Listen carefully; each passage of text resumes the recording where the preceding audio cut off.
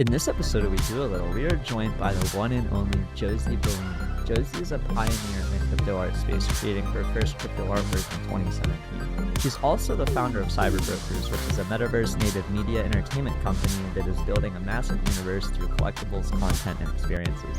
We dive deep into her background growing up in a cult-like environment, how she fell into the crypto rabbit hole, what NFTs were like when she started creating in 2017, metaverse building, CyberBrokers, and so much more. As always, this podcast is for entertainment purposes only. It should not be relied upon for investment decisions. Andy, D's, and guests may own NFTs discussed. This is Andy. Yeah, I'm D's.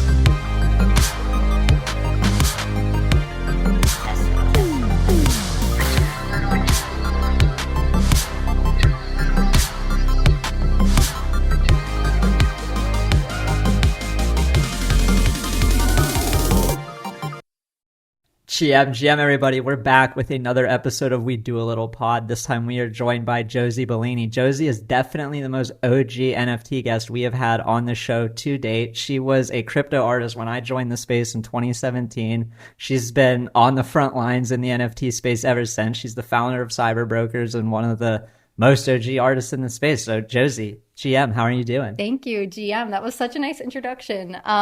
I'm great. I'm super happy to, like I said, have an excuse to come out this way. So I'm super excited to do Yeah, mad shout out to you, who I reached out to and was like, hey, we're doing the pod in New York. And you're like, I'm flying out. Let's do it. Yeah, I think you've traveled the most miles to be on the pod so far. Have I? Yeah, we've had a couple 2-hour train rides from like close states, but we haven't had anyone fly in. Yeah, well, we've had people who were like here for NFT NYC already. Yeah. But I don't count that because like they had another reason to be here. I agree. And so we very this much is so how appreciate important you guys are to me. I flew out it. last night to come to do this. So we were talking earlier. I mean, my introduction to you was watching behind the art videos in 2020. I joined the Punks Discord. I have no clue what the fuck crypto art is. I have no clue what I'm doing. I'm just like buying Pepe memes on Rarible. Love it. And I'm flipping CryptoPunks, and people are like, you gotta like learn more about art. Like, I didn't even know who Xcopy was. I'm on Rarible and I'm like, he doesn't make Pepe's, fuck him. And I'm like, not thinking about the space correctly. And then one of the first people I found talking to artists was you. And you were talking to legends like Matt Cain, Coldy, Brian Brinkman, and basically anyone who would talk, it felt like. And it was just so cool to see like, wow, here's somebody who isn't talking about price at all. They're just talking about artistic inspirations, backgrounds, stories, and you know, honestly, it was one of the inspirations for this podcast. So, like, thank you for that. But how did you, let's go back a little bit here. How did you get started as an artist? Not a crypto artist, but just an artist in general. Well, crypto made me an artist. I know that's like, I say it a lot. It's on broken record. Yeah. But I was artistic growing up, just like as a side hobby and would do things just on my own. I've never pursued art. I mean, I went to college and I studied finance. And that's what I was working in after graduating. And I didn't start doing art again personally until I found crypto. And that was the first piece that I made when I came back to it. You're working in finance and you found crypto. How did that happen? And also, what year was it? So I graduated college in 2016. Okay. Gang. Oh, you too? Yeah. Nice. So in 2015, my junior year, I had a professor who said, hey, there's a speaker that's going to come. I went to a really small school, like under 2,000 kids. There's a speaker that's going to come talk at the school about Bitcoin. Go to it, write a paper, and you'll get extra credit. And I was like always looking for a way to get extra credit. I was like, okay, let's do it. So I went to this talk. And surprisingly, he was able, I don't know if he captured anyone else, but he captured me. The way he spoke about Bitcoin, like I was just so surprised. And he asked, he said, who in the audience has Bitcoin, like owns Bitcoin? And 2 people raised their hand. And both of the students were international students from China. And I was just kind of like, I feel like I'm missing out on something here. Like, what's going on? He went through this whole, speech and slide deck about Bitcoin, wrote a paper on it, was super intrigued, never did anything with it, obviously, just like everyone says, oh, I wish I did, but like never did. I was in college, like working at Starbucks and having like 3 jobs, going to school, like getting no extra credit. Yeah, no time saving or money any money for rent to try or tuition or whatever. to try to buy Bitcoin. And then when I studied finance. I started working on private wealth management, learned a ton. Obviously, I had my Series 7 and 63. So I was a registered representative buying and selling everything in people's portfolios for them. And so I was learning a lot about the traditional financial system that I never knew about before. I knew nothing. And then it was just like, I was doing it for all of these other people. And so I myself was like, okay, well, I want to start investing in things. I've never made an investment in my life. I don't have anything. Like, I have a tiny disposable income now. I want to try to do some of these things. So as I was learning more and just realizing that there were things that I couldn't even invest in because I wasn't an accredited investor, obviously, but I knew more about it than even our clients knew about it. I was like, that is total bullshit. And so anyways, 2017, I don't remember if I came past a paper. It may have even been, the firm I was working at was really conservative, and our stance on crypto was that like we didn't have a stance. Like, we were telling our clients like, no, too risky, not our thing. And that may have been the spark, but I started looking further into Ethereum specifically. And I was reading about it and I was just really intrigued. And so I started looking at meetups, like, the Meetup app, or what it was called, Meetup, right? Or what was it called? It was totally Meetup. Okay. Yeah. So I started looking at those and I was like, okay, I'm going to start going to meetups. And so where were you living at the time, if you don't mind? In Chicago. Okay. So I'm like born and raised Chicago. And so I started going to all these meetups and these like Bitcoin meetups. And I was like totally out of place. Like, they were all devs, or they were all these crazy, like, amazing biohackers, like with chips, like literally in their bodies and living off the grid, or they were people who were mining Bitcoin in their basements or backyards, like intense. And I was like, this is so cool. And they were amazing and welcoming. And I was like, I know nothing. I literally know nothing. And they're like, totally fine. Like, come learn with us. And it was such an interesting space because I felt so welcomed on something I knew nothing about. I never felt, it wasn't like anything bad, but I never necessarily felt like welcomed in finance. You know what I mean? So it was like, wow, this is such a different community. And I started becoming obsessed. Like, I was like, I want to work in this industry. I don't know how to do it. I don't have the skills that all of these people have. I decided to quit my job, which was obviously the most like stable and well-paying job I've ever had in my life at the time. I quit my job. I went back to serving. I was a waitress at night at a restaurant in Chicago. And I took a coding boot camp and was like, I'm going to be a full stack dev in blockchain and crypto. Hated coding, hated it. But I loved the design side of it because I was artistic in the past and I had done like graphic design classes on the side in college for fun. So I loved the design side of it. And I was like, okay, I'm going to do logos and website design and anything I can get my hand on that's artistic and visual for blockchain and crypto companies. So I started designing people's websites, logos, conferences, like doing all the banners, like anything that you could think of visual, I started doing. So that was like my entry into starting to work in crypto. So I just put all of my eggs in one basket. And then in 2017, at the end of 2017, I was like, this, in the short amount of time that I've been in this, it has meant so much to me. It's a huge part of like, I quit my job for it and I had $60,000 in debt from college, right? And I'm psychotic about being out of debt. Like, every dollar I made, I would work like every dollar I made, paying off my loans. And I was like, I just gave up something like that was super stable for this. And I was obsessed with it. So I was like, I want to make, an art piece for it. And so I made Genesis, which was my first piece of art, and cryptoart, and in general, like first piece of art in a really long time.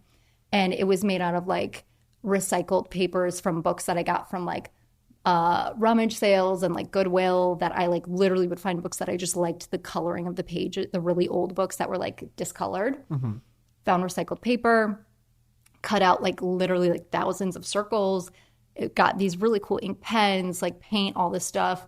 Painted all of the top coins on CoinMarketCap at the time, which like we all knew more than half were scams. Oh yeah, what a shit show back then. I literally BitConnect is painted in that piece. I look back on the logos now, I'm like, I cannot remember the names of almost any of There's these. probably like what 10% of them alive still. Yeah. Oh, honestly. And so is this like early 2017, late 2017? So I made that piece in October of 2017. Okay. Yeah, that's funny. I had a relatively similar experience in so much that like basically I wanted to do offshore sports gambling and had a bad experience where I had given a like offshore sports gambling book my debit card and like got it was like a total scam. They took your money. Yeah, I had to get a new debit card. It was a pain in the ass. And so I was like, all right, let me do this again, but with crypto. And so I like downloaded Coinbase, and this was like March 2017, and then like saw that Coinbase had things other than Bitcoin, and I like read about Ethereum, and I was just like, holy fuck, I don't know what I can do with this, but like I have to work in this. So I very much so get that feeling of like when it kind of clicks and you're like, I don't know how to do it. At like the same time, like March. I think that's actually when I got back into when I first bought Ethereum, because I bought Ethereum and not Bitcoin at first was I think March 2017. Yeah, so. And it was like $70, $50. Yeah. So it was crazy. I mean, Bitcoin was like 1,000, like 1,100 or something. I have like this very funny, distinct memory. Basically my first year out of college, I went to school in Philly, was living in Philly for a year with 3 guys who I had gone to college with. And my one roommate just like really didn't understand like personal space. And so he would just like come into my room all the time and talk to me when I didn't want him to. God, I had that roommate. Yeah. And he was a super nice guy. Like my cat. Shout out to Kyle. I love you, Kyle. Hope you're doing well. Haven't talked to him in a while. But I remember I was telling him, I was like, yeah, I got into crypto. I bought all this Bitcoin at like $1,000. It's at like $1,700. And he was like, dude, you got to sell it all. Like, you just made like 60x. You got to sell it. And I was like, I was 60%. I was like, no, I'm not going to. Like, it's going to go up. And he was like, no, it's not. I was like, yes, it is. And I just have like very distinct memory of that when I had literally no idea what I was doing. But you knew it was going to go up. Yeah, I was just like, it was one of those things where you read about Ethereum and like, I feel like there's a certain type of person where you read it and you're just like, oh my God. I know. Like this changes everything for me. And you're like reading about like, okay, well, what really is a smart contract? Like what is like, you're like, or even like the differences between Bitcoin and Ethereum, and like trying to understand like the foundations of them and what each of them are actually used for. And you're like, it's eye-opening, because along the journey of reading that, you're reading about other people who are so passionate about it. Or like, I don't know about you, but I started trying to read on Bitcoin Talk. What were they talking about on the forums back in the day? I was looking up like old Hal Finney posts and like really like trying to understand like where everything started, which made it so powerful. Like the cypherpunk manifesto and like all that stuff. I was like, this is so much bigger than any of us. I want to be a part of it and I want to bring it to life, which like once that art piece that I made in 2017, I never had social media. I haven't had social media growing up. Like I only have it because of crypto now. But my boyfriend at the time, now husband, was like, you need to post this on r/cryptocurrency on Reddit. And I was like, okay. And so because that was like the hot spot to be. Yeah. But I made a Reddit account and I didn't have karma, so I couldn't post it because I had never had a Reddit account. And so he's like, I'll post it for you. And so he posts it. And it like went to the top of Reddit for 2 days straight, like a ton of upvotes. Everyone was like, how can I get this? I want a print of it, like all this stuff. And I realized I'm creating something that hasn't been done before. Like I'm using something that for me is beautiful, like using women that like represent like life and beauty and energy and power. And I'm putting the ideas and the symbols and the journey that we're all going on in these pieces that anyone can find beautiful and can represent their journey without just painting a Bitcoin logo, right? And that is super powerful, and I can bring this to life different than anyone else I know that can. Like the people that I was meeting at the meetups, amazing people, but they weren't explaining it to me in a way that I could really grasp it because they were so technical. Or like this was something they literally were living and breathing.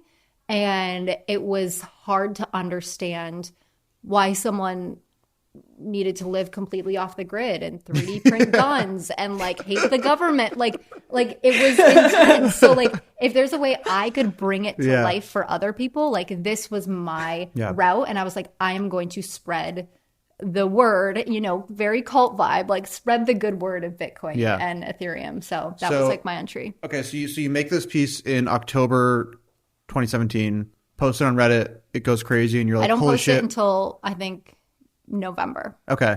And you're like, oh shit, people like really like this. This is dope. What did you then sell it? Did you immediately go like, I'm making this an NFT? Like, what was the next steps there? So immediately 2 big companies in the space at the time contact me and want to buy it. One that was like, I won't say where they're based because like, I don't know, but one that was like, we will fly you out this weekend. Bring it with, we'll pay you 2 Bitcoin. I was like, Bitcoin was 10K at the time. I was like, $20,000. Are you fucking shitting me? Or can I curse on this? I was we do a lot of fucking cursing. Okay. I was like, that's 1/3 of my loans. Like of my student debt. Like that is crazy. But then I also like took a step back and I was like, this sounds so crazy looking back on it now because I was like so poor at the time and needed the money. But I was like, but at the same time, it's my first piece. Should I keep it? Like, I'm going to be it. This is my thing. Like, I'm going to make art and this is going to be historic. Yeah. I literally felt that so deeply. I was like, maybe I shouldn't sell it. Like, I'm nervous. And so anyways, I end up telling the guy, okay, let's do it. I'm like, okay, maybe, okay, let's 20K is 20K. 20K. It's a lot of money. It's a lot of money. And so then, long story short, it ends up falling through. And like, it was like this weird, it was like a big reputable company at the time. And they like sort of like ended up ghosting me after like and I was like, okay, this is weird because it was happening fast. And they're like, their HR department didn't approve it. And like all this stuff. And I was like, okay. And since I had already been thinking about maybe it wasn't right to sell, I was like, this was meant to be. I'm not selling it and I'm not going to sell it. And so I didn't sell it. And then I started creating more art. And I'm a total like balls to the wall kind of guy. Like when I said, oh, I quit my job and I went and I was a waitress and I went to a coding boot camp, I was like, what can I do to produce these prints? And I bought the most expensive thing I'd ever purchased in my life at that point, which was an archival, like museum quality printer, 500 pounds, as big as that couch. And I was like, I'm going to start producing my prints. That's and awesome. like, that That's was really the cool. start of creating art for me. And so you're selling them as prints. And did you like just set up like a Etsy page or something or whatever it was? No, at the time? I did it. I did it through Twitter, and then I did. I had like a little Shopify or whatever. Or no, I used to do a Squarespace, Okay. and then eventually I got a Shopify. But what I did was I called every conference. I said, "Can I come there with my art? All I need is a little folding card table. I don't need anything." And they were like, because at the time there was literally no crypto art. Like there was no crypto art besides crypto graffiti, obviously, and a couple like small other things. Like he was like became a mentor for me, but I was like totally fangirling over him. And he there was no other crypto art, and I was like, I want to bring this art to conferences. These are the people, like all this stuff. And so at the time there was all these big like or I forget what they call them, like the exhibition halls where people would spend $20K to buy a booth to show their ICO off. And like you would walk around and you'd have the little backpack, you'd get everyone's shirts, They get still everyone's have stickers. that at all the like, conferences. Yeah. And like, but that was the thing. There was no art at all. And so I would say like, I don't care where you put me. So they never would want to put me in those rooms because people had to spend money for those rooms. And they're like, we'll throw you somewhere else kind of thing. So like they would put me up in a hallway somewhere, but it ended up being so perfect because I would always be in like the hallways on the way to the speaker, like the one main stage. So I'd be all by myself in a hallway and I'd just have my art set up. Like we were in like really nice hotels and I'd be like secretly like taping stuff to the wall. Like I didn't do anything, but like I would like masking tape magnets to the wall and then put like the prints like on magnets. And anyways, I would do this at every conference that they would allow me to come. Basically, they just gave me a free ticket and they gave me a table for free. And then I would bring all my stuff. I'd pack it all in a massive suitcase. Like it was always stressful going to things, but I started putting them up in conferences. And that's how I met a ton of collectors, people who never had art in their house, had no interest. And when they saw my work, they connected with it. I also had a lot of terrible people who would come up to me and tell me the worst things ever. And then I had so many people that were so amazing and I'm still friends with and started collecting my work really early on. Wow.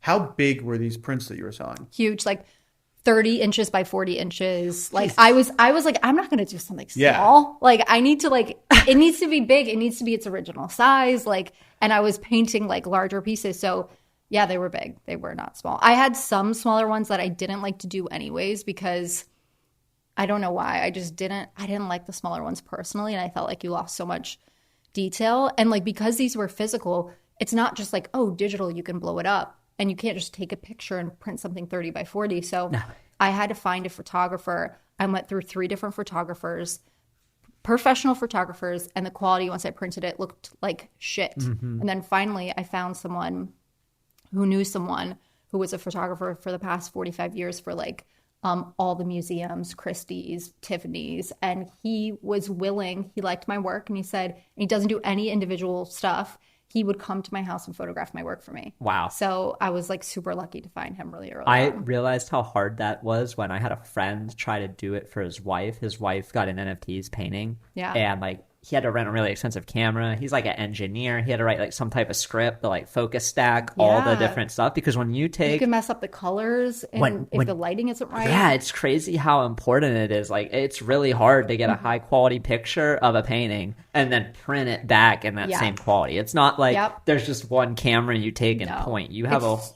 whole process. It's like you have to be like a really talented photographer. You have to be specifically like a photographer for art to know how to do it. Because imagine like Genesis, the whole entire girl is made up of dots. yeah. There's no like it's not brush. They're made up of tiny ink dots. So like you need all of the detail. So he Yeah. was able to capture it, which I was lucky about. So how did it go from him capturing it and you making the prints to go to the conference to the first actual like NFT mint? So I was making physical crypto art for a lot longer than until I got into NFT. So the way it went was when CryptoKitties came out, I became obsessed with CryptoKitties. And so the house that I lived in, I was like living with my boyfriend and he was living in a house with like 4 other guys. Myself, my Andrew, who, like I said, later became my husband, and then our friend Mac, us 3 in the house, and then there were 3 other guys. But us 3 were into crypto, so we called it the Crypto Castle, even though like not everyone in the house was into crypto. So Mac, Andrew, and I would like stay up in the dining room late at night, like sending each other crypto kitties and just like breeding them with each other, and we were obsessed with it, like totally dumb. I was like. It's actually just so funny. I always think about it. I got my wisdom teeth pulled and I was like totally loopy. And apparently when I came back home, all I could say, I was like telling Andrew he really needed to buy me this cat that I wanted. And he was like, dude, just like, well, like later. I was like, no, I need this cat. Like I've been looking at this cat. I need this cat. And I wouldn't leave him alone. So he said he ended up buying for me and he was like, dude, it's $35. And I was like, I need it. And so like he ended up getting me this cat. But anyway, so Do you still have that cat? No, I lost that wallet, sadly. But we did later. We got 2 cats a couple years later and named them Crypto and Kitty. So yeah, it's like I feel like we've had a lot of guests with 2 cats on the podcast. Really? Yeah, you have to get 2. Yeah. It's easier to get 2 than It 1, is. especially when they're kittens. They like play with each other, love each other, keep each other entertained. We It's have always better. we have 2 cats, 2 are brother and sister, and Yeah. it's great. It's always better. Yeah. But yeah, I forget what you even just asked me. No, How did I get to NFTs? Yeah. So I started trading CryptoKitties. Loved the idea of NFTs. That was really exciting for me. That was also during my coding boot camp that CryptoKitties came out. So I was trying to convince all my classmates. I was the crazy, like, okay, I can say this because I basically grew up in a cult. Like, I was the crazy cult member, like trying to tell everyone, like, about Bitcoin and Ethereum in my coding boot camp. And I was like, no, you need to like, it's because of this and like this is the ethos and like blah, blah, blah, all this stuff behind it. And like, just try it out. And like, they were like, dude, you are crazy. Like back off. And I was like, okay. But I was trying to get them. I was like, okay, here's a fun way. Here's CryptoKitties. Let's try it. Like, I'll teach you all this stuff. No one was interested. I'm sure now they all hate themselves. For not listening. Probably. I should hit them up and see.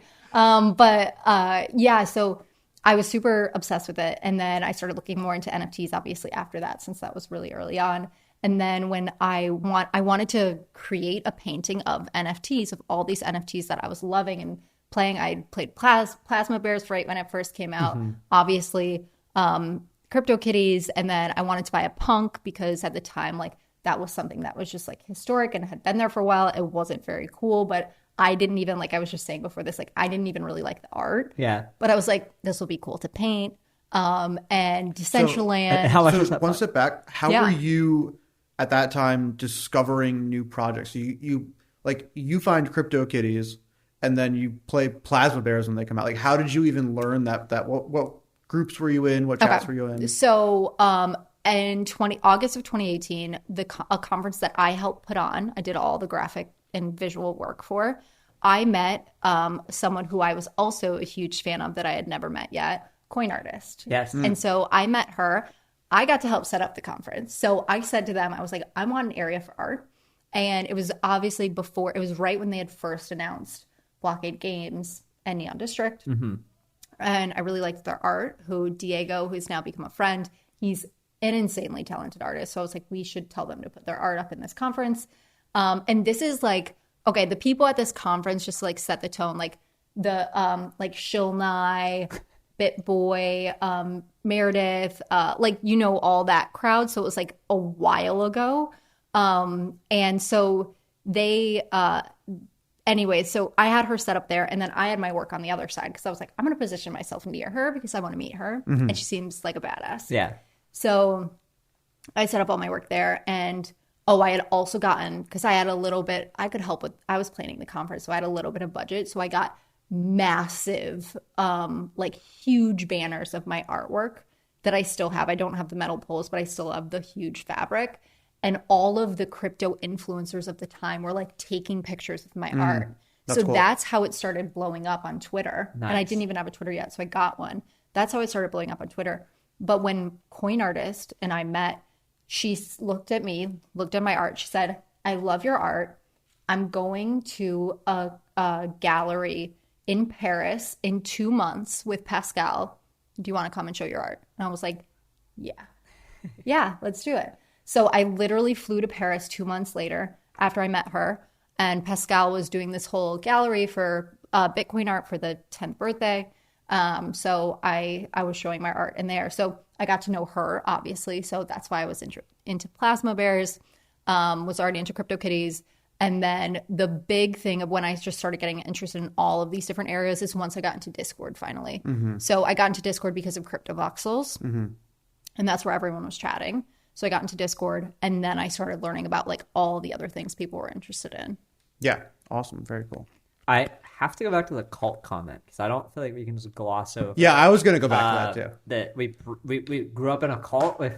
Okay, can we elaborate on the cult? I hope I don't offend anyone with this, but I feel like it's like memeable enough that everyone kind of like feels the same about it. So sorry if I offend anyone in this room. It's okay. I You're doubt not that's offending gonna anyone happen. in the room Yeah. for sure. Okay. So I'm not religious now, even though we joke all the time that we're in a cult with crypto. But I grew up as a Jehovah's Witness. Like I wasn't a Jehovah's Witness, but I was forced to be. So the reason why I say it's a cult is because it was so. I was so inquisitive as a kid, and I never took the surface answer as an answer. So I would say, why are there no windows in the Kingdom Hall? Like, and I would raise my hand and ask this. And they had literally told me multiple times, stop asking questions. And so I'd say, why are there no windows? And then they'd say, because I had been to like multiple Kingdom Halls with no windows. And I thought it was the weirdest thing. And they were like, because we don't want like the worldly and pagan things like inside of this space. And like, all of these different things. There's a million stories that I just were like, you guys are like terrible people. This is a religion that's targeted towards poor people because you're not even allowed to celebrate holidays or do anything. You're like literally reprimanded. And then I met like one of the chosen ones, which are like, I don't remember all the rules, but the one of the like 166,000 that get to go to heaven or something. And I asked him like how he knew he was a chosen one. And he was like signing people's watchtowers and all this stuff. And I was like, this is such a sham. I was like, I hated it. Yeah. So if it was like, yeah, that's why I say cult. But not to get too personal, but is your family still Jehovah's Witnesses, or they got out of it too? no, I don't really know my family anymore. So I stopped knowing my family when I was really young. But something that's kind of messed up, and I feel bad for smiling about it, but it's kind of funny, is that when my grandma was going to pass away, my mom was Jehovah's Witness and my grandma wasn't. And my mom like told her she needed to accept Jehovah before she died so that she would be able to live on earth, like heaven on earth kind of vibe, the paradise. And so my grandma like did on her deathbed. And I was like, that's so fucked up. But yeah, so I don't know. Well, I mean, Maybe they are.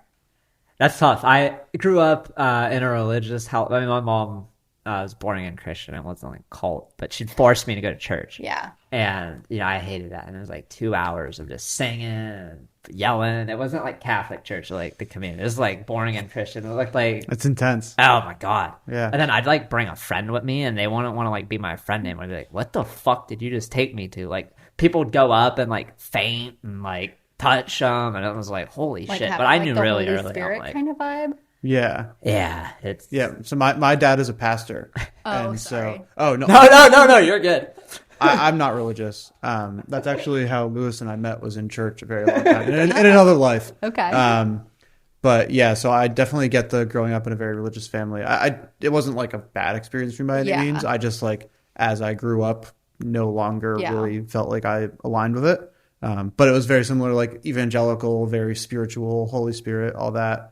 And definitely some stuff when you think back, you're like, oh, that was Yeah. Like a intense. live band. Oh yeah. Like, But at least your dad was like passionate about it. My mom didn't actually do it practice herself. She just made her kids do it. So Oh, why I that's- was like, that's that's weird. bullshit. Yeah. Like she never had to go, but like I had to go Oh, door yeah, to that's- door. Like it sucked. So yeah. yeah, well, I'm sorry about that. Oh no, it was fine. Okay, so we Like, still haven't gotten to the NFT. When did you make your first NFT? I minted my first NFT after I made the painting Tune In. So that was the painting that I painted all of those logos and projects in. And I had totally like dragged my ass to mint the NFT, but I don't exactly remember the date. I should probably know, but I minted it on OpenSea. I didn't want to mint it on Super Rare or any other platform at the time because I was like, well, there weren't any other platforms besides like maybe Super Rare and Known Origin. Was don't Rare know. Bits around then? I don't know. I'm not sure. But I made a stance really early on that I didn't want to be on an art specific platform. Okay. I wanted to have my own contract and sell in a marketplace that sells anything. I was like, the whole point of why I got into this was like cutting out the middleman. You're not supposed, like, I'm not going to show myself at a gallery. Why am I going to be on like an art platform and they're going to take 15%?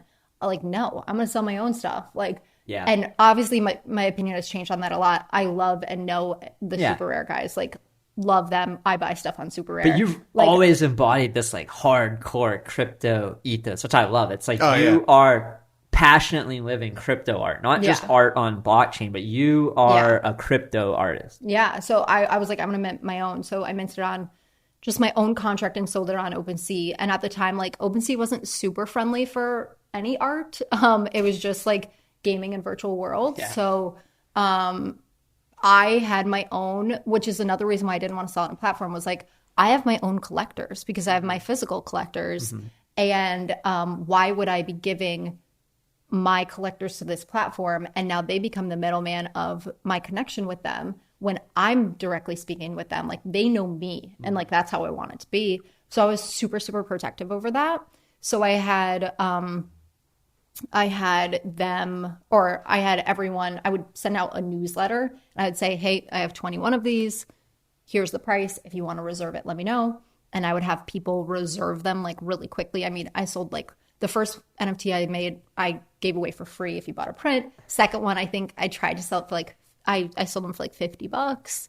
Later, I was like, okay, maybe I could do $80. And like, and later, obviously, those went for a lot more. But I just sold them through a newsletter, just all directly from me. And you mentioned your own contract. Did you have your own contract made back in 2018 on OpenSea? Like, that's a very like I feel like novel thing at the time, right? Like Yeah. was the OpenSea storefront like contract even a So thing no, back they then? hadn't. So it's changed a lot Yeah. over the years, and I haven't checked it out really because then at first they had the regular, or first they had contracts that you could make, and then but you couldn't do attributes at all. You couldn't say artist name made in this year. You couldn't do anything with Yeah. it. You could just like mint, and you have to mint everything one by one. Like you couldn't mint an edition of it or anything. And then eventually they went to like this weird like 1155 route, and then they went back and you had to pay like a contract fee to make one. So like they've switched a lot. I can't even keep up with it. But at the time, I could make a contract through them. Yeah. I don't remember if I had to pay a fee or not. I think it was early enough that they weren't charging any fees. Yeah, I think they weren't, but then people started spamming it. So then they did Classic. start. Yeah. So they weren't charging any fee. I made my contract, but you couldn't do the attributes or anything like that. So later on, I had Ben Heidorn help me go back in. Actually, before I even tapped in Ben, I had Dan from OpenSea, who is an angel, and Shout I out love Dan. I had Dan help me with a lot of that stuff. He was like a total badass and savior, helped me with a ton of stuff that I couldn't figure out. And then later on, I had Ben help me like go back and clean up everything. Wow. So yeah, and now it's like every artist uses their own contract, like Manifold or something, but that's become like the normal. But back then it was like, Yeah. just I don't even know what it was like back then because I didn't join till 2020. So I can't even say. Everyone was on Super Rare. Yeah. If you were like, yeah. Yeah, everyone like was on Super Rare. Coldy, X Coffee, Yeah. Hacktow. Yeah. Were you buying any crypto art when you were selling? Like you were making some sales in 2018. Were you like, oh, I want to like collect some stuff on Super Rare? Or did you? So no, when I was making sales, like I was selling physical prints and I was paying my rent with Yeah. that. So no, I would buy physical artwork from my friends. So like I had won a auction that was going to Ross Ulbricht from like RYR. I had bought print from Pascal. I had bought print from Crypto Graffiti. So like I would buy some physical stuff here and there. But I was not buying other art NFTs for a bit. For a while. To be honest, I couldn't like, it was at like, I couldn't afford them for a while. Yeah. So, Well, I mean, even not even couldn't afford because like some of the things were like cheap, but it was like, do I spend my money on this or do I spend my money on dinner? Like, Yeah. you know what I mean? So Yeah, I mean, we have to survive before Yeah. we can thrive. Yeah. That's for sure.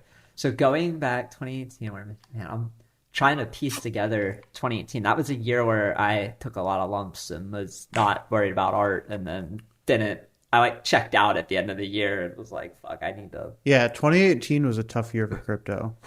And then, so you're doing that, and at what point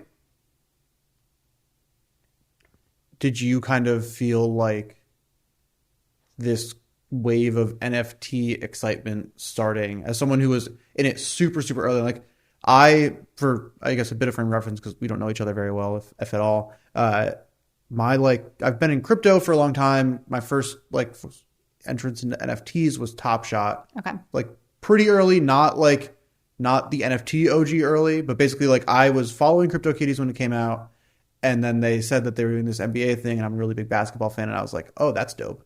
And then totally forgot about it, and then like eventually saw an email one day when I was like cleaning out my email that I'd gotten into the closed beta, but it was no longer closed beta at that point.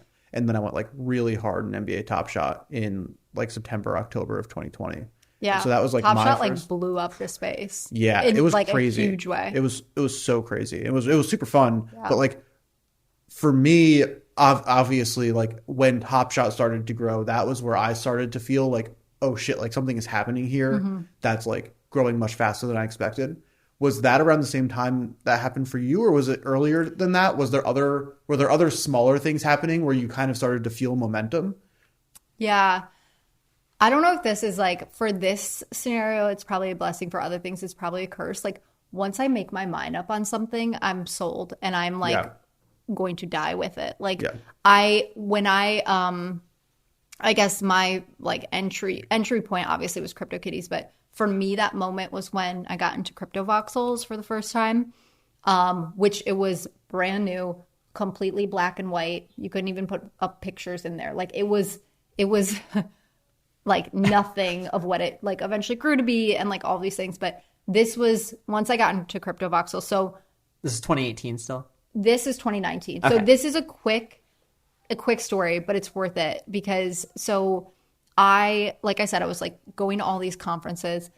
The very first NFT NYC I went to, and there was no art there. It was a gaming, it was all gaming and, you know, some virtual world stuff, but mainly a gaming conference. So, you know, Chain Breakers, Neon District, like they were all on the stage talking about the games and everything. And so I had my little table set up there. And so Jin, who Dank VR on Twitter, came over. I had no idea who he was. Came over to my table and started scanning my table with his iPad, just like moving it everywhere. And I'm like, seems like a Jin thing. Yeah, I was like, what is this guy doing? Like, take a sticker. Like, what? Like, are you he didn't even ask you. He just showed up with it. No. I was like, he's like, oh, this would be cool to make a 3D model of. Yeah. Well, I had no idea. I was like, what? And so then I'm like, what are you doing? And then he was like, oh, I'm scanning your booth into 3D. And I was like, okay. I was like, can you show me? And he was like, yeah, 1 second. And so he finishes scanning. And he takes the model that he had just scanned into his iPad and puts it in the middle of an alleyway that he scanned in, I don't know where, New York, LA, wherever. And it has this beautiful like graffiti and like a 3D statue that he randomly put in there. And he like puts my table in this little setting. And I'm like, what the hell? That was so cool. Like, teach me. And I was like, how are you doing this? Show me how to do it. Explain to me more.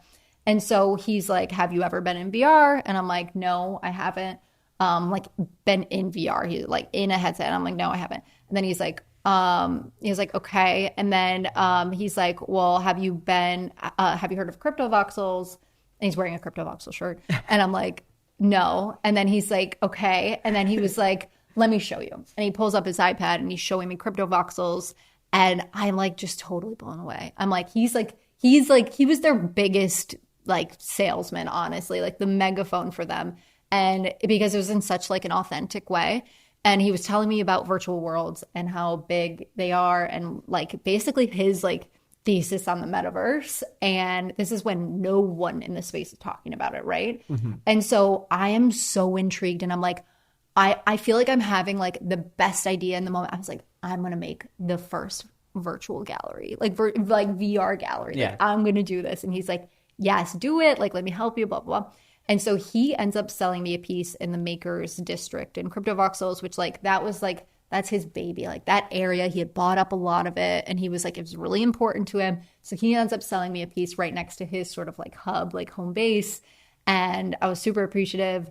And like was just like testing like magic box and all this stuff as much as I can. I was begging them to introduce color into the world. And they were like, no, it's like, it needs to be black and white. Like that's the like, I was like, no, you need color. And Jin was like, no, like that ruined. And I'm like, no, you need it. I was like, I'm an artist. I was like, do one area that's black and white, but the rest of the world needs color. And so he's like really introduced me to this. He brought me into VR chat. And which is totally VR weird chat. Space. And like, really weird. Yeah, he's bringing me to all these like virtual things and then he introduced me to Boombox Heads. And like, anyways, I become obsessed right away. And this is where that was like the moment for me where I was like, just how I became obsessed with crypto and I need to bring that to life through crypto art. I'm obsessed with this and I need to bring the metaverse to life and I'm going to find any way I can do that. So that was like, it almost just takes one thing for me to set off. And like, that was, he like lit the fire for just me. Kind of like that spark plug, like, holy shit, this thing is happening and I have to be along for the ride. Kind of, yeah. That's cool. So in early CV, you were in the Discord. Who were some of the other people you were brushing shoulders with? Because you were in the Makers District. That's kind of like, at the time, a historical place. Yep. In voxels. Like, who else was around at that time? So there was, okay, I also always say these names in my head. I've never said them out loud. So I'm totally going to say them wrong. Like, I don't even know how to say like, F-E-R-R. It's like for Renaissance or something. Like, I'm sorry, it's probably a real word. But you've read their I've known him for years times online, but like I can't. Taken's Theorem, who is like totally anonymous and a crazy amazing like data scientist, and he like visualizes data in really, really beautiful ways. You guys should check out his stuff. Taken's Theorem, Ballistic Banana, who's still around. I brought Devil and Jimmy into CryptoVoxels. They had never known it before. I brought them in when I met them in the CryptoKitties Discord, and I gave Devil a plot of land because he gave me a kitty I wanted. And like that like started off a huge avalanche for a ton of people coming in because Jimmy was like a huge voice for it. So it was before Pranksy, before anyone bigger was in there. It was a very small, tight crew. Point Shark. It was a small, tight crew. What were the early like voxel buildings like? Like you said, they're black and white, but like, what are they doing in a black and white building? We're just hanging. Like we literally were just hanging. Like, and also the nice thing was it was so small that Ben Nolan was like in there every single day saying, "What do you guys want to see now? What should I do here?" And like it was before you could upload NFTs into the world, and we were like really all pushing for that because we were like, so like we were all standing around in CryptoVoxels when we put up the first NFT in CryptoVoxels, which was a kitty. I was gonna guess it was a kitty. I could just feel it was coming. And we were like, oh my God, like what if you could buy and sell it? And like so like we were all watching as like the first NFT was bought from CryptoVoxels. So it was like the early stuff that we were doing that was really fun was he allowed imports, voxel imports from Magica Voxels. Yes. So we were building these crazy cool voxel stuff, and we would import like whole rooms at the time because you couldn't really like the way it was set up, you couldn't really customize it with what was available in world. Yeah. So yeah. Yeah, I feel like I didn't buy my first piece of CB land until Q1 2021. But the building experience was very primitive. Yeah. I remember thinking to myself like, wow, this is gonna be hard for new people to like come in and build, and I'm sure it was way better in 2021. Yeah, because I was just gonna say we were had to place blocks one by one. You couldn't do the drag and like, you I'm gonna do a 5 by 20. I'm not kidding. We were placing blocks one by one. Like it was ridiculous. You like sourcing anyone from like Minecraft to come over and like seriously build stuff. It was fun though. How have you kind of how do I want to go here? I feel like I want to ask about CyberBrokers and where that idea came from, but I also want to ask about how you've seen the evolution of these metaverses kind of come, because Voxels to me was the first one I learned about because of the Punks Discord, because of the affinity for it. But then, Decentraland and Somnium, and then that kind of maybe evolved into maybe what On Cyber is, or like... Yeah. I'm curious from your perspective, like where do you spend time in any of these places now, or where do you think about like building for the future of the metaverse? And I hate saying like building for the future of the metaverse, but it's kind of like a loaded question or like a big question. But yeah, I think like talking about those worlds specifically, obviously like those fit into metaverse, but that doesn't mean metaverse. So because I think it's a lot bigger than virtual worlds. Virtual worlds specifically, like, yes, have checked out On Cyber, Mona. Like, I think all of these new places are really cool. I'm really interested in projects that are doing things web-based versus, like, having to actually download a client, which those are amazing, too, because you can do so much more in those worlds. Client. But it's a lot harder to convince someone. People. I mean, you have to have a PC to run some of those. You know what I mean? Most of those. So I'm really interested in web-based things, which Jin has taught me so much along the way of even like web-based avatars, like what you can actually use on the web, which you cannot use things that are made for AAA games or animations or anything like that. Like you cannot use an 8K texture. Like you have to have things that are extremely optimized. So there's the like building for virtual worlds, which I love and I think is really different. In my opinion, has changed on a lot. And then there's like building for the metaverse, which is so much bigger than that because that involves the social, the story, the art, like it involves like everything. It's like the experiential layer of the internet, which means it's massive and it's endless. And then there's like the virtual world side of things. Yeah. So you touched on it very briefly there, but someone who knows nothing about crypto asks you, what is the metaverse? What is your answer to that question? So if they know nothing, well, let's say they are technically savvy and like have a general understanding of what crypto is, but they're not like deep into NFTs. Yeah. I mean, I would say that. I would say it's like experiences on like the experiential layer of the internet. And when I say that, I mean like first of all, everyone uses AR every single day that they don't even know if they're on social media, because you're like using your Instagram filters. You're using all these things that are augmenting like your actual real life. Like that, to me, that is part of the metaverse. Like all of these things where you have like these deeper experiences that are different than just like internet things that you're doing. I feel like that's a part of that realm. Having meetings, even like a Zoom call. Like I know that's really simple, but you are literally viewing those people and like parts of their lives like in these meetings when you're like doing things on video. Like sure, that's the most boring aspect of it, but that is an experience that you don't have just with maybe this answer is too nebulous, but I think it's almost a bit of everything. I personally totally agree. Like I always tell people that right now the best metaverse that exists is Twitter. Yeah. I think I jacked Matthew Ball's definition, who like has done a lot of great What's his definition? A 3D representation of the internet. Is like kind of like the very, very like one-liner. Yeah. It's like any 3D representation of the online connectivity that we deal with. But does that like 3D representation, does that mean that means something Twitter? That's like, oh, okay. Yeah. That means like, I mean, your phone's a 3D representation Got it. of Okay, the internet. got you. So like when you're on your phone, you're in the metaverse. Like Yeah.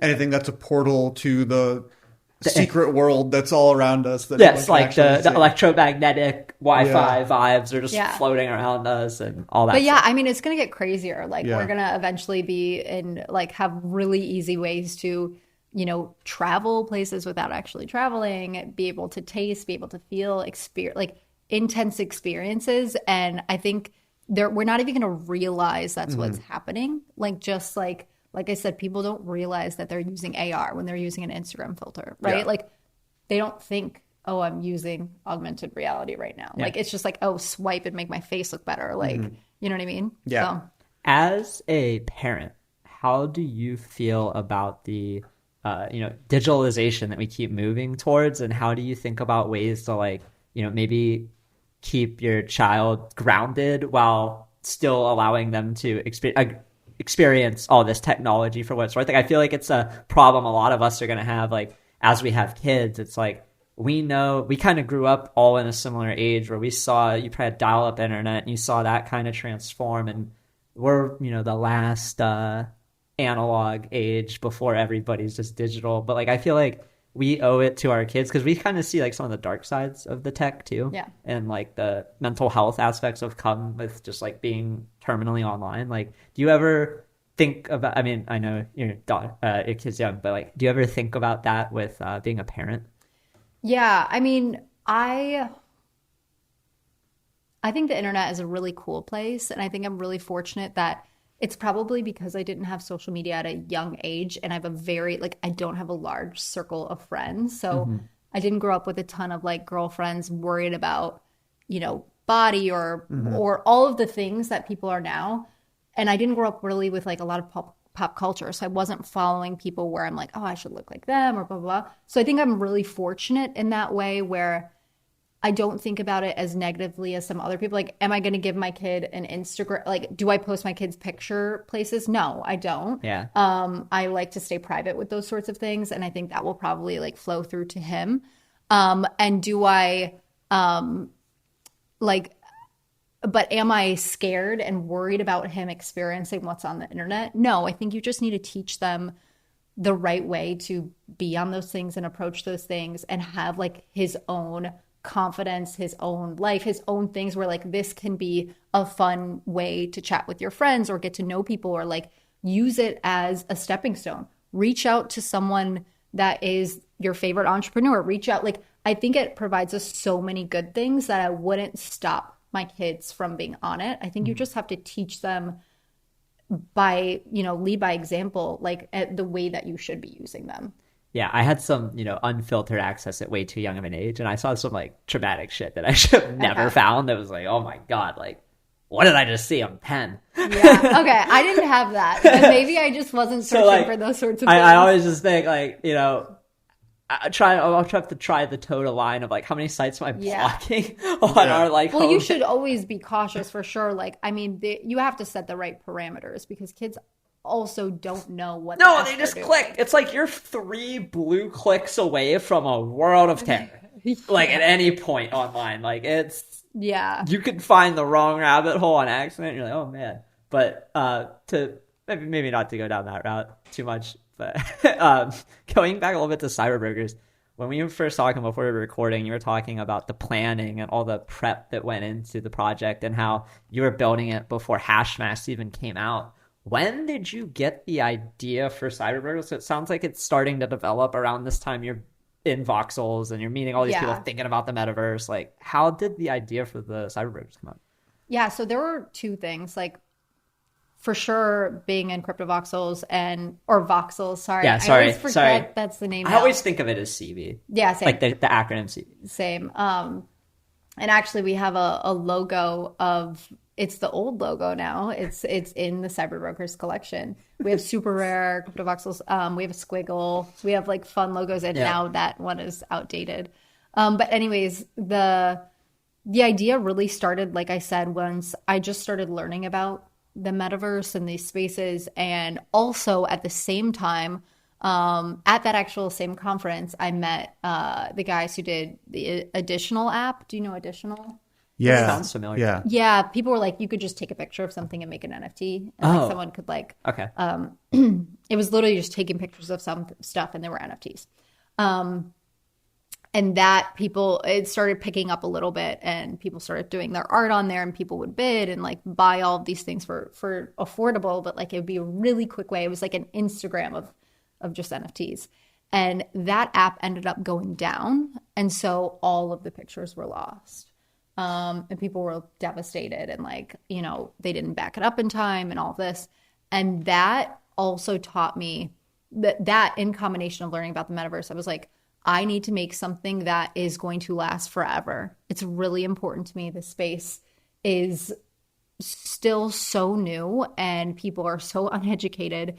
And I want to make something that is like artistically stunning and technically like beautiful and like innovative. So the early ideas of CyberBrokers, I called Ben Hydorn, who's like the most brilliant dev ever, smart contract developer. And I said, I want to make CyberBrokers. Also, wait, I can't forget another early inspiration was Jimmy with Avastars. Yeah. I was chatting with him. I was actually going to do the art of or he asked me to do the art of Avastars. And at first I said, yes, would love to. We're going to put it all on chain, SVGs, all these things. And then my life just got too busy and I didn't want to hold him back. And I was like, I feel so bad. Don't want to hold this back. Like, you need to move forward. Yeah. I'm so happy they did. And it obviously turned out amazing. But like, that was also a really big inspiration. So talking with Ben, I was like, I want them all on chain. Jimmy's done it. We can do it. They all need to be on chain. Which means that normally what you guys are buying with NFTs are pictures that are stored on IPFS, hopefully, or something like that. And the problem with Additional, they weren't stored anywhere. So when that app went down, all of the pictures went away. What you think you had that was valuable is gone, is literally gone. And so I was like, I want to create a project that will last forever. Mm-hmm. And so by us making it in SVGs, which was a big learning curve, we were able to store the most robust art ever made on chain with SVGs. So we made full, like obviously full characters, stored them all in code directly in a smart contract, the compressors and decompressors. So the inspiration was like from learning about virtual worlds, from learning about how to do things on chain and the right way from Jimmy, and also just like wanting to create a collection that a lot of people could see themselves in, that was larger, that people could collect, that would be the foundation to me bringing everything to life. So I was cooking on it for a long time. It took way longer than I wanted to launch. I also ended up getting pregnant and was sick for 5 months, like literally throwing up for 5 months. So I took a huge break. Sounds like a blast. Yeah, it sucked. It was worth it, but it sucked. I took a huge break that I wasn't expecting. And then I launched it 2 months after I had my son. So yeah. Wow. It took a while. So that was like 2+ years from like idea to mint. Yeah. Wow. Did you get sick because of being pregnant, or was it something Oh different? no, because of being pregnant. I just had a terrible pregnancy. Yeah. So I was like, it was awful. Well, I didn't even know, like, I'm so ignorant of pregnancy and everything. It's like, I didn't even know that was like, you get sick for like more than half of the entire length. I mean, I don't think people typically only get sick for like the first trimester. I just had a very long, weird stint of my sickness lasting for longer. So like, and that was, I mean, also to all those people out there that are, you know, in the space doing that sort of thing, or like just, and not even in the space, like I also was annoyed and resentful of my husband because I was like, you get to go to work, you get to do your calls, I have to cook this baby, and I'm like, yeah, and like I feel like shit every day, and like I was like really bummed out by it, but obviously like eventually like all of that went away. But in the moment it was really hard to like think and deal with, because it was a long time to feel like shit. So Yeah. Oh, I'm sure. I feel like you and your husband's story is really unique. I know you did a whole video about it, but like the kind of TLDR is that you met earlier on, and then you kind of hid the relationship, or not hid, but you kept it private. Yep. And you didn't let people in the space ever know, really. Maybe people who hung out in Chicago. Only like Chicago people knew, yeah. But there was no inkling of like, oh, what's going on at Zima Red with Andrew? Is anything to do with Josie? And then like a couple years later, you're like, oh yeah, by the way, we're like married. Yeah. And that I really respected how you did that, because it was like you wanted to succeed by your own merits, not because of like you're a duo or a team or anything. Totally. And I thought that was just like, goes back to like how you think about the space, how you think about presenting yourself and your reputation. It's like so thoughtful. But did you always know, like when you started dating, that you're just going to keep it until it felt right? Yeah, I mean, keep it private. I mean, also the space was different at the time, and like there were a lot of people that like every day like ruining their reputations. Let's just say that. I was like, what the hell is going on every day? Like it was just bad. And obviously when we first started dating, like we were dating, like we weren't married. Like there was like I'm not gonna be like, yeah, this is my boyfriend. And like he had just started a fund, and I was doing my art thing, and like I had a following. He didn't really have any. And I also was like, I'm not going to lend my platform to him to try to like. Yeah, what if your fund fails? And like, yeah, like no. And so did you guys meet through crypto? No, so we met in Mexico randomly. My roommate was friends with his friends, and his friends did like a huge trip to Mexico, and they're like, bring a ton of girls. And she was like, oh, well, my roommate, what about, can I bring my roommate? And they're like, yeah, bring her. So like we went on like a big trip to Mexico, and I met him there. I mean, we did not hit it off right away. Like we hit it off later. But that's like a whole funny story anyways. But yes, we both decided really early on, we want to like stand on our own. And later it was really funny because someone who ended up becoming one of his big investors, and they're really close now, who is in Chicago, because there's not that many people in Chicago. He called me and he was like, hey, I'm thinking about investing in this guy. You guys are following each other on Twitter. Do you know who Andrew Steinfeld is? And I was like, and I knew him because he was like trying to collect my art, and he's like been in the States for a very long time, and like is, you know, he's awesome. But so I was like, yeah, actually, that's my fiance. And like he was like, oh, that's great news. Okay. And then he really emailed Andrew, and he's like, let's do it. Because he was like, okay, I know her and she's awesome. And like, I've known her for a couple years, and I know she is legit. I know this guy isn't a scammer. And he's like, let's do it. So that was really cool. But also like, I knew him for years. Like we had gone to lunch, all this stuff. And he was a big investor in the space. I would never say, hey, can you meet my husband? It was so much better to do it organically, and for him to do his thing, me do my thing. But then once I got pregnant and like we were like starting a family, we're like, okay, we need to tell people. And the space had changed a lot from when we had first started dating or even got married to that point when we did tell people. And we were worried that people were going to be mad. We called our closest friends, and like we called Pranks, and we called Jimmy, and we said, hey, we want to let you guys know before we like say it publicly, because we didn't tell anyone. Yeah. And the only person that ever guessed, at least told us that they guessed, we don't know if anyone else did, was Devil, and who was a CryptoVoxels. That's the guy that I was talking about earlier. He guessed he literally said, he said to Andrew, or did he say it to me? I think he said to Andrew, He said, "Are you married to Josie?" And Andrew said, "Yeah, how did you know that?"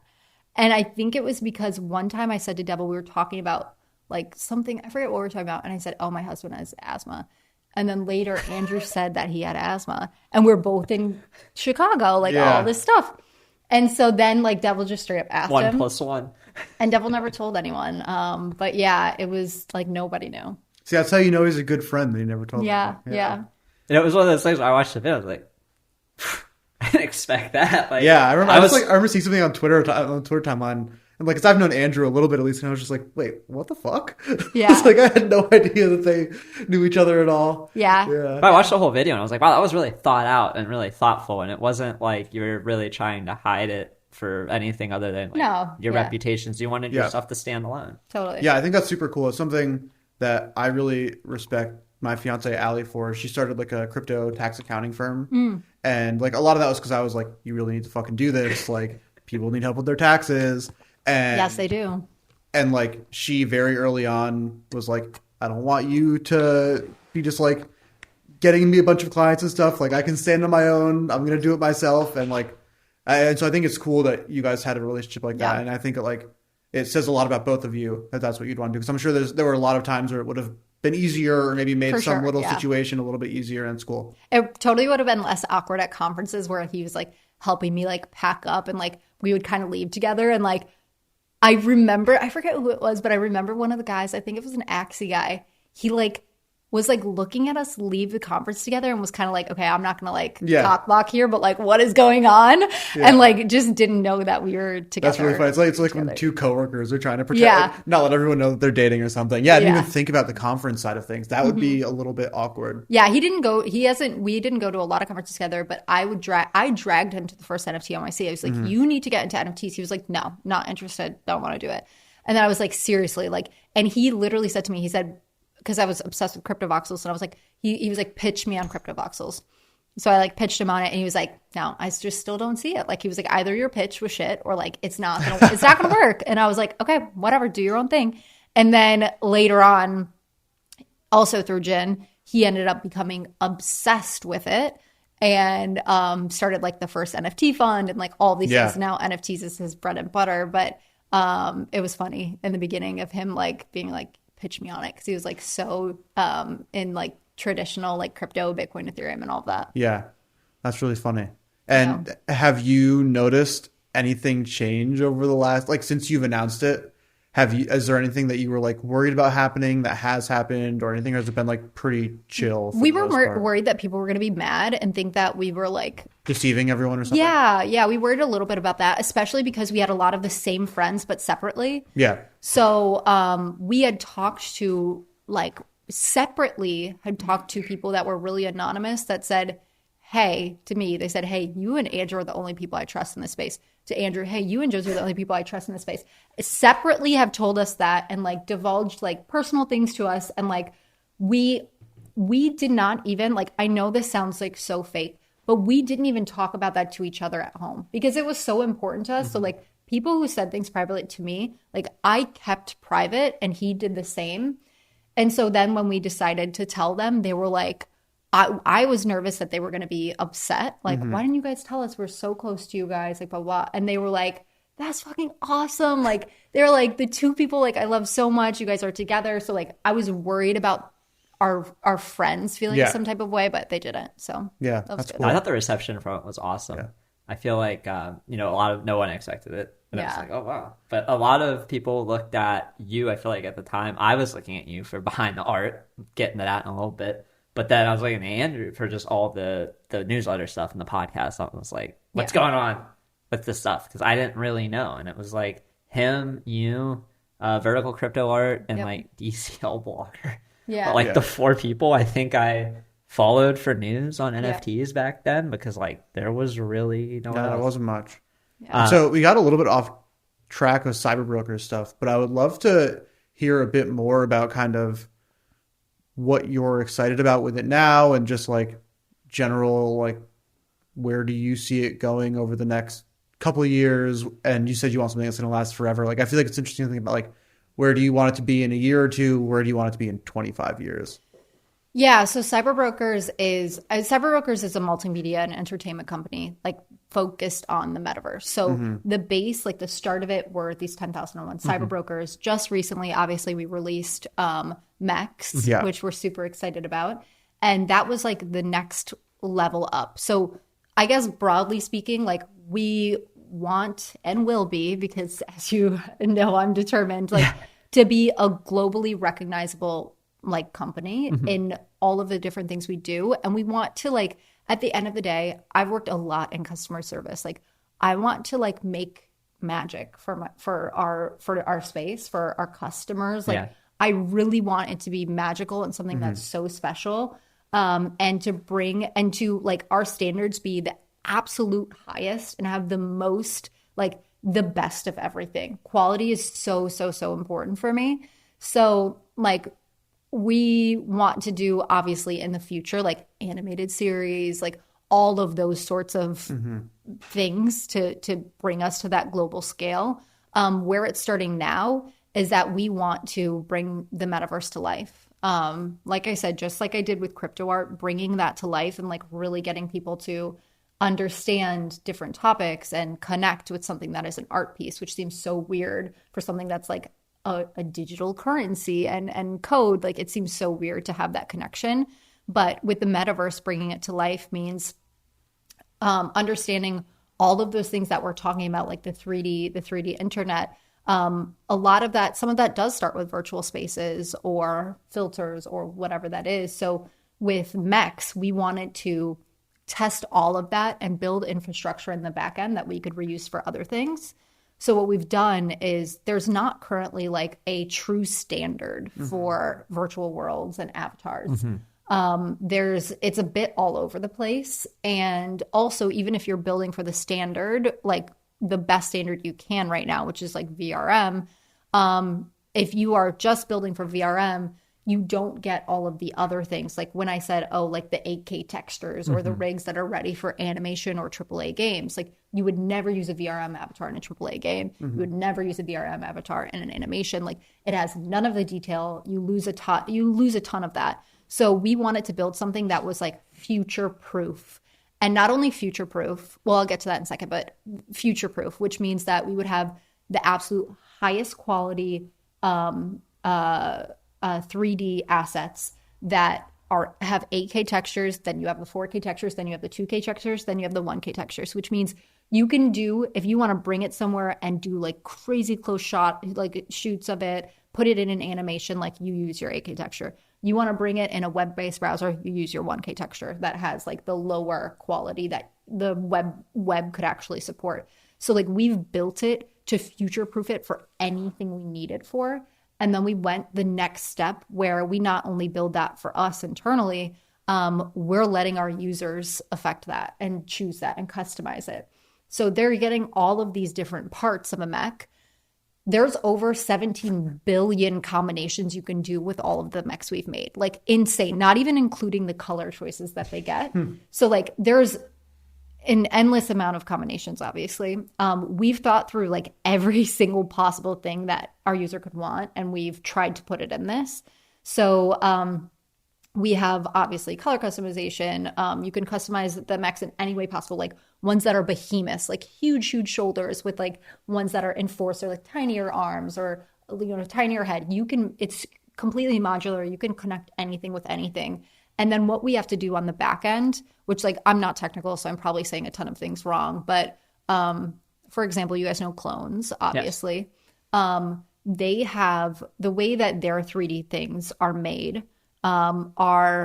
I have a clone, love clones, but they're not extremely optimized for certain things. For example, the hair is a different texture than the jacket, a different texture than the shirt, a different texture than the hat. So like there's all of this package with a ton of things in it. It doesn't make it optimized for any world to support it. No, it's a pain in the ass. You go to their site, you download the zip, you get a whole bunch of shit. You're like, what the fuck is this? Why do I have 37 files to look at my clone? You're like, why did I get 3 pairs of sweatpants? Like, what is this? Like, none of the clones wear pants, but now each one's going to have one of these 3 pants. Like, stuff like that. And you're like... It's confusing. I'm like trying to give my assets to Neon DAO so that we can give it to Neon Build so that they can build stuff with it, and it's like, here's a zip with like 100 files. Yeah. Just take what you want, Yeah. and like I don't even know what the fuck is in here. Exactly. So what we've done is And I love clones too. Like, let me get that out. Like, I do too. I do too. I still own mine. Like, it's, Yeah, same. But what we've done is we figured out a pipeline on the back end where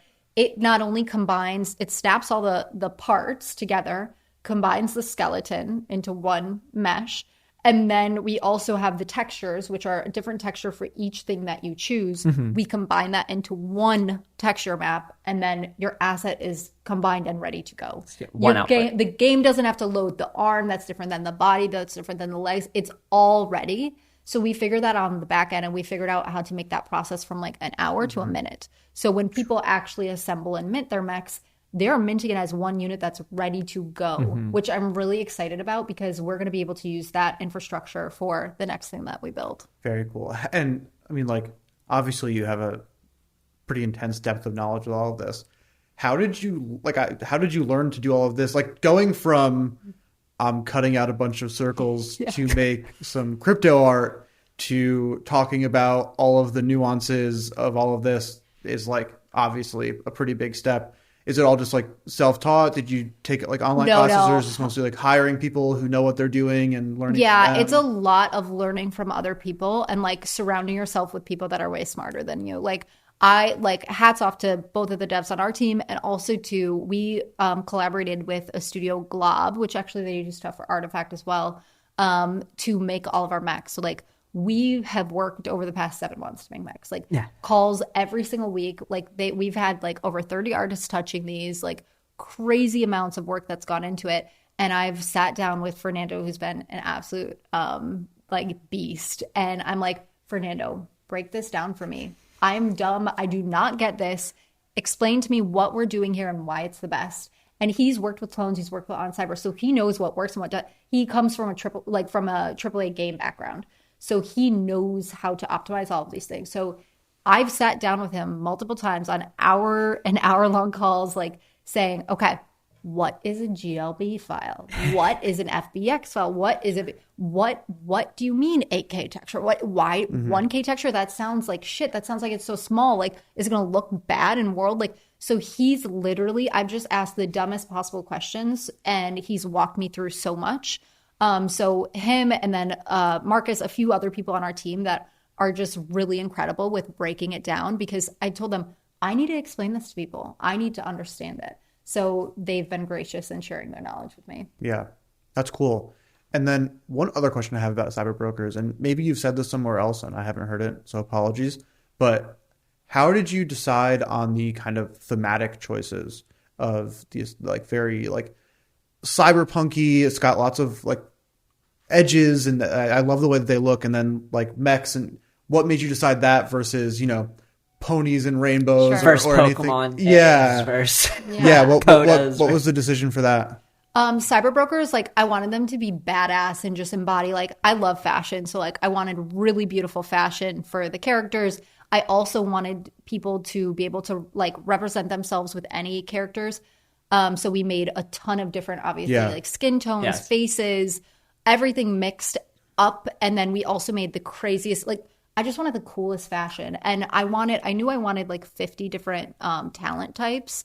So we have like the chefs, which we ended up having 51 at the end, but like we have, there's always like that extra one. It's the one. It's the recurring theme. But like we wanted like the chefs, the busker, the like all the nuns, the devil, like the demons, we had cats, we have rats, we have politicians, which are apes. Yeah. That's my favorite one. Yeah, we have all of those, and like they all have their own little meaning of why we chose them. But Ozma and I, who we did the art together for CyberBrokers, it was like when we were doing it, I was like, I want it to be badass, be just fucking sick. Like we have a background that says like fuck you. Like I knew very early on that we weren't going to be a Disney brand, and I'm okay with that, because like I don't want to make a doodle. Like I don't want to have a rainbow. You want to be a cool cat. Yeah, like I want something that is sickening. So that's why I always appreciated it, because it's like it's just super unique. You see it and you're like, this stands different than the other NFT like more PFP, like not necessarily PFP because they're not totally PFPs, but just like and they weren't made to be PFPs. Yeah, just like collection of people or beings. Yeah, definitely has like a very unique feel and style. Have you been on our website and seen the layers of the characters? You guys should check it out at some point. We you can like undress. We'll the show brokers. it on the when we're showing the video. We'll have like a little cutout that'll show all the stuff. Yeah, the website is sick, and you could like undress the brokers. I mean, the girls have like the X nipple stickers. The guys don't. Oh, yeah, I have seen that. Yeah, yeah. The guys, I'm sorry. Yeah, they don't have any. They don't have a penis. They're like they're junkless. The eunuchs, or I guess. Yeah. I'm tired. It's just like smooth though. It's just like a gradient. So you're really into fashion. Like, what are some of your biggest fashion inspirations? I feel like Andy directs a lot of fashion conversations on the pod. Let's talk fashion a bit. What were the inspos? So there's, first of all, I have from very early on, I have folders and folders and folders of like inspiration of like Pinterest, Instagram, like whatever I could get my hands on. So I have like inspirations of like girls, like just like literally a ridiculous amount of like a folder of just girls in it. Is it like links to the Instagram pictures, or like right click saved as, and just have them saved? You and a bunch of men from crypto Twitter are probably all the same types of folders. Exactly. I do have a folder for guys, but it's much smaller, and I only made the only two guys. You said that. No, that's true. It's true. I thought of it. I was like, I have to say it. You had to. The only folder I have for guys I made for CyberBrokers when I was getting the inspiration, because the only guys I've ever painted in my art are Hal Finney and Ross Albrecht. I've never done a guy besides them, and there was a reason to do them. So I had to get a folder of guys too. It's not as big as a folder of girls. But then I have a folder of like just fashion. I'm inspired by like a ton of pictures, like of course like Japan has like the craziest, coolest stuff, like streetwear, like saving anything and all that I can. I also like I'm in love with New York. I love people watching here. I love seeing how people combine different things. So just saving pieces of stuff that I've saved over the years and then going through and getting like inspiration from specific ones and just trying things out. Have you been to Japan? No, I haven't really been want there to. either. It's so cool. Yeah, it's really great. I was there for DevCon in 2019, nice. I think it was, in Osaka, and it was really special. I definitely want to go back. Nice. What are some of your favorite streetwear brands then? Okay, so it's not necessarily, I like finding stuff that isn't this sounds so cringy, like isn't big yet. Like that sounds so cringy. But for example, like I have this really cool, I was just talking to Lucia about it before we came here, but I have this really cool corset that has a beautiful like Michelangelo painting on it, and that I've like will throw over like a huge like black oversized like shirt and crazy boots. But like I like finding stuff that isn't necessarily branded, but it feels artistic in some way. Yeah. Like the shoes I have on right now, like are they're I own nothing Western. Like these people would call these cowboy boots, but like to me they're not really cowboy boots, and they're like yeah, I know, but like I find that I just feel like they're artistic. They're made by like two Belgian sisters, and they like make them in Portugal. So like I like finding things that I feel like are art pieces themselves. Yeah, more like the artisanal, like hands-on. I feel like that's a lot of like the origins of streetwear in general. Yeah, is like, you know, very like countercultural to mainstream like fashion and stuff, and just like what cool artistic things are people making that you can wear. I've been sketching some crazy stuff for like actual IRL clothing stuff that we want to produce. Finding a manufacturer is a little tough. I'm like not connected there. It's just tough. It is tough. We're trying to make some like just like t-shirts and shit, and it's like finding someone who you like and who has good quality is tough. Yeah, I have some crazy ideas like that I need to bring to life. So I'm currently working on trying to find those relationships, because I'm obsessed with them. But again, they need to be the best quality out there. So it's tough to find that. Oh, it's tough. I mean, this hat I'm wearing, I feel like is one of my favorite hats, and like I have no other hat like it. I have no idea where Andy like found this manufacturer, but it's like everything we get, we want to test it, make sure we would like to wear it. And if I wouldn't wear it on this podcast comfortably, like it's not going out to people. Yeah, no, I feel that. Plain stop. Yeah, I have an affinity with cashmere now too, so that's like a another expensive. You bougie motherfucker. Yeah, that's the latest bull run. You're like, oh, let me buy that cashmere thing, and then you get it, and you're like, holy fuck, why That's haven't like the softest thing ever. You're like, why haven't I been buying this clothes before? But yeah. All right, sorry, I need like a 2-minute break to pee. Yeah, so I'm yeah. not uncomfortable for for it. the last half an hour of this podcast. All right, I'm back. Sorry about that. No problem. Welcome back. What were we talking about? I don't even remember. I don't know. Streetwear. Yeah. We're talking about Fashion. streetwear inspirations, Yeah. bespoke, one of one, artisanal. Like you have, you said Belgian sisters. They're created I'm in pretty Portugal? sure they're from Belgium. I could be wrong. But yes, they make the boots in Portugal, and they have these beautiful videos of the boots being handmade at this factory, and it's just so cool. I love it. Yeah, I'm a sucker for seeing something actually made. Same. Like the work in progress video. Yeah. Of, this is the material. This is how it came out. Like that's a good way to get me to buy something. Same. It's like the proof of work aspect, but to the creation. For sure. I find myself like wanting to ask a little bit about behind the art. I haven't talked about it too much. What made you create behind the art? I mean, I'm assuming you're just around people and you're like, I gotta start recording this and talk to them. But like, I'm curious to hear more about like, I don't even remember what the first behind the art was, but like what? Steve Wand was the first. A Lot of Money was the second. Trying to think. I remember like the first, like Coldy was really early on. Brecky, Crypto Graffiti. I mean, I've had so many people on that show. Yeah, it was like the earliest. I mean, you and Nicole were like the two I felt like who had vertical crypto art were the two who had actual when she content started, on YouTube for people to watch, and it was video. Some were not like the highest quality or anything, but it's like you get to see the person, you get to put a face to the name. Yeah. Definitely not the highest quality. I was like using like Apple headphones, and people were like, "Can you get a mic?" And I was like, no, I barely know how to use this PC that I'm on right now. I had to download OBS. No one helped me with it, and it was freaking awful. So no, I can't get a mic. But yeah, no, it was fun because I wanted to like, I forget what you said earlier, but you were saying something about like, oh, early days, blah, blah, blah. But like everyone who was there, at least when I started even the behind the art, which wasn't that long ago. Actually, I guess now it's a while ago. 3 years. Yeah, those like we were creating to make something bigger than us. None of us were selling pieces for that much. Like at the beginning of that, we were creating because we were passionate. We had been in this space for years, and I was like, there's so many cool characters, and I was actually really, really uncomfortable on camera. I still am because I didn't, like I said, didn't grow up with social media, so I'm weird about it. But I'm like, I just try to embrace it and just go with it. And I never watch podcasts of myself back ever because I cringe and want to die looking at myself. But anyways, I was like, it was really out of my comfort zone to be on camera, but I was like, I'm going to do it because I want to interview all these people.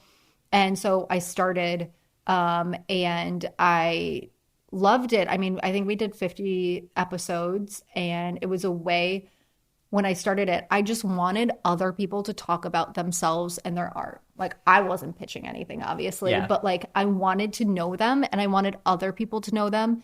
And it was the first, so many people had messaged me after, and like big collectors saying, I never knew about that artist deeply like that until you brought them on your show. And it meant so much to me. And I went and bought more pieces from them. And I was like, fuck yeah. Like it was so cool. It was like I said, like when I made Genesis in 2017, I was like, I want this to be a moment in time.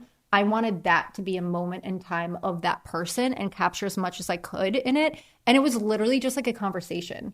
I didn't have any questions. The only questions I ever had planned were the speed questions at the end that I would do. Like, window seat or aisle seat, or like, do you want to live forever? Or like all of these sorts of things. But like nothing else in the interviews were planned. It was just like, what are you working on? Tell me about your process. How'd you get here? So it was really fun. Yeah, that's how we do it. So I love that. You're a very big inspiration for me. I don't know if Andy knew that as much, but like I watched a bunch of those, and it was one of those things where like, wow, there's no agenda, no one's showing anything, and it's just like I'm getting to know more about these artists who are kind of, I felt intimidated before I had my punk and followers to reach out to artists. I was like, fuck, they're not going to talk to me. Like they don't know who the fuck I am. Like I'm some guy D. They're gonna think I'm a D's nuts joke, like trying to hit them in the face. Like, and it is not until I I think Snowfro is probably the person who gave me confidence to talk to artists because he was so approachable. Yeah. And he was just in the Punks Discord and super accessible. But like, for some reason, I don't think I fully viewed him as an artist when I was talking to him either. I was just like, oh, you're like... I don't think he viewed himself as an artist for a long time either. No, I don't think so. I don't know if he publicly shares what he was doing before. Do you know what it is? About the tiling? Yeah. Okay. I'm pretty sure I have heard him disclose it. Okay. Well, I always am cautious because I don't remember what I've like talked to people about and what they say. But yeah, I mean, like going from having a tiling company and like, Andrew and Snowfro were talking really on before our blocks, and Andrew's like, dude, you are so passionate. Like, you need to go for it. And he was like, yeah, I do. And like, he's such a humble, amazing, like, he also is another person who like sticks to his morals, sticks his ground. Like, I have so much respect for him. And, I had him also on Behind the Art and just learning more about him. I was super inspired by him, but I don't think he considered himself an artist for a while either. Yeah, I think he has to at this point. Oh yeah, of course now. But it was before that moment. Yeah, it was crazy because like you could just talk to him about anything, and he would answer the dumbest questions like, "Why do people value 3D glasses?" I that would be me like asking him questions like, "I don't know, I'm just here and there's a premium." And I didn't even really know about like on-chain art or like we talked earlier. I didn't care about the autoglyphs because I was like, oh, I don't want to put it on my wall. I'm not going to learn about it. And then Snowfro was like, this is one of the most impactful projects that inspired me to create this. I'm like, why did I want to learn about that? I don't know. But yeah, I mean, shout out to Snowfro. I feel like for sure. After that, it's like we just talked to Claire, but she was one of the early artists. But I was always nervous. And then after a while, you're just like, you get kind of addicted to it. Yeah. It's like, and you're talking to people about their passion. You're literally just saying like, tell me more about your passion. I know. And at the time, it was like, I don't know. Like, I didn't DM anybody. I remember reading a tweet in like 2019 from a big account that was something along the lines of like, if you're not, getting 10 or 20 DMs a day, or you're not sending 10 or 20 DMs a day, like you're not using Twitter right. And I clicked my DMs. I looked at it. And I'm like, I've gotten 4 DMs in the last year. Like, I've had 4 DMs. I'm like, I need to start using this tool more. But it was one of those things where like I didn't have the confidence. A lot of imposter syndrome. Like, I don't belong in this space. I don't belong here. And it's like, I love how you just jumped in. You're like, fuck it. Like, yeah, I belong here. I embody all this. And I took a really different approach where I was like working my old job for 4 years, my head slaving away, saving some money. So then I could finally, and you were just like, nope, I'm out. I'm going full-time crypto. And I respect that so much because I couldn't take that leap. Like, I was very cautious with entering the space. And then meeting Andy, talking to him about, at the time, fractional, was like, fine. I got to do this. Like, if I don't do have this, to jump off a cliff to find the path. Like, you have to. I'm like, if I don't do it now, when am I going to do it? Like, Yeah, I've been looking at this space for 4 years. I've watched all my money go up and then down to zero, and now it's going up again. And like, at the time, I started creating some type of following because people saw I did a couple trades that went well, and it's all on chain, and it was just like, wow. Yeah.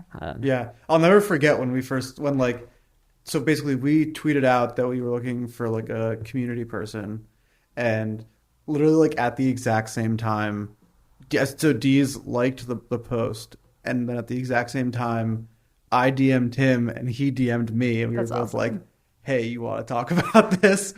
And then it was like, not even really a question. Like, we didn't have an interview process. We were just like, yeah, of course we want to work. We talked for like 2 hours. I talked to Nate for an hour, who's the other co-founder, and then like I didn't send a resume or anything. Like, I was just, we didn't care. We're just credentials. I don't care. You're on Twitter and you're and then I changed my title to director of vibes. I didn't want community manager. Yeah, I love that. We were like, what title do you want?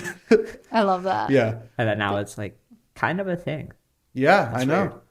But back to you. That's awesome. I love that though. Like hearing people like how like when they finally made the jump. Like even like I was talking to Bharat recently. Yeah, he finally made the jump. Forever. God, I've been begging him. I know. Like it's really amazing. It's exciting to hear when you have someone who's been so like a big part of the space and so their life is in it, and then to have them like make that jump.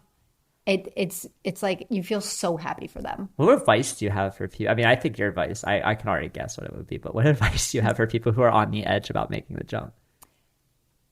I mean, it totally depends on everyone's situation, but like you're going to figure it out. Just do it. Like unless you have something that is obviously like my advice has probably changed a little bit since I've had a kid, because there are obviously some things that you have to be extremely cautious with, like in making sure that you have the padding and stability and everything you need when you have other people depending on you.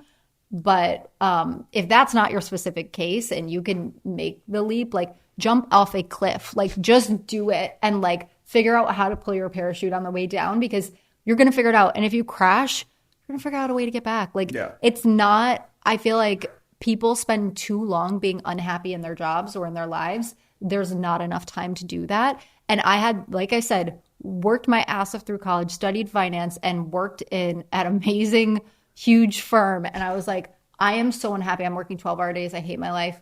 And I found something else I love. I quit. Yeah. We've talked to so many people who come from finance.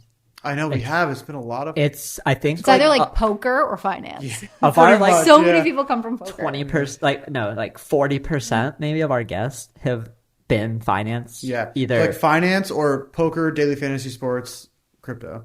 Interesting. It's something about the financial part. I think primes your brain to think about risk, reward, upside, like new tech, that type of stuff. Yeah. Because it's been a big theme that I was never a finance bro. I didn't really care about money or like know much about money, and I was like just worried about graduating college. Yeah. So kind of like you, I was started out computer science, so I didn't do a full stack course. But within the first couple semesters, I was like, whoa, like I'm failing calculus, I'm failing physics, like I'm getting a C in software. I don't understand recursion. I'm like, woo! If I don't like just copy my friend's homework forever, I'm not gonna make it. So I need to figure out something else. I switched to communications degree because it's like I know I can graduate and I know I can talk. Yeah. Hopefully I can pass this, but I mean, I kind of wish part of me cared more about computer science or took more to it, because I am so jealous of the people who understand it.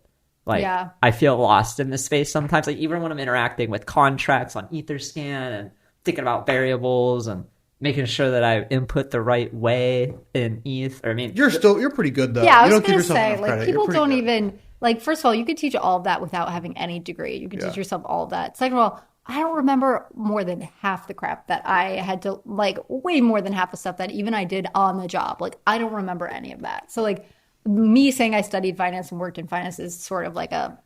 Yeah, like, I don't think I use anything from my computer engineering degree in my real life anymore. Right? Basically, almost immediately when you graduate, you're like, oh, none of this was useful. That's okay. That's cool. I'll figure out. I paid how much money for this? Yeah, it's like you learn some like rudimentary programming, and then you go to a real job, and they're like, yeah, just like copy and paste this other code a bunch of times, and like and Google it. And Google it, and here's how our like code management processes work, and you're like, oh, I didn't learn how any of that shit worked in college, so like none of this was really helpful, I guess. Yeah. And so I don't think it really like I think it was helpful like to a small amount of like problem solving with code. Yeah. But other than that, it wasn't super useful. And the other thing I will say is, like, if you can't drop what you're doing and jump off the cliff, at least stick with it. Have the hobby, have the side hustle, do it at night, do it when you wake up, do it when you're not working, whatever it is. That needs to become, if you're really passionate about it, that needs to become your hobby. And if your hobby can become your main thing, then like that's a dream, right? So like if you can't jump off the cliff,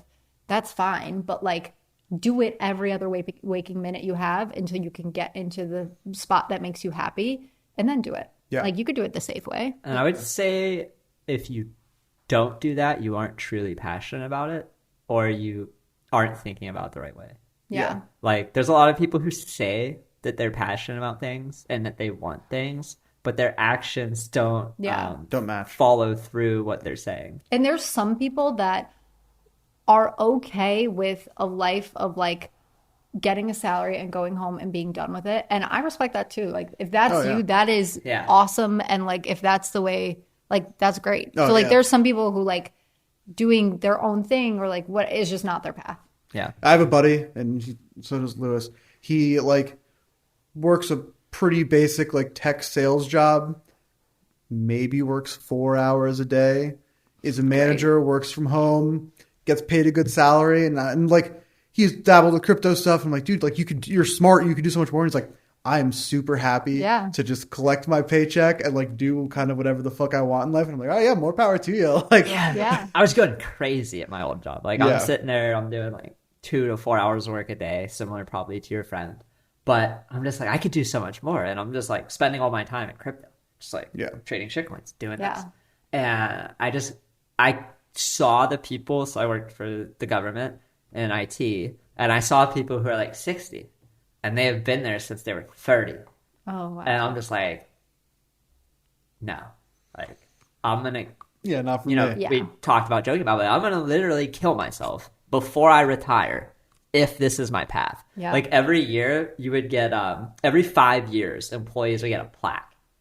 And I like wanted to leave before my 5th year because I thought like, I got this fucking plaque. But like there was one lady when I joined who was the operator. She got her 35-year plaque. And I just thought to myself, that is 10 years older than I am right now. Yeah. And it was just like this like nauseous like abyss just took over me. Like, wow, this could be it. And then, thank God, like fell out of that. But it was one of those things where like you get stuck in there, and I don't know. God bless the people who do it and know that they love it. But like, so we are getting close to time. So you've had a bit of time to think. Just for everyone who's listening at home, we gave her a bit of a warning of what our last question would be. We're trying something new. Have you had a chance to think about what your autobiography would be?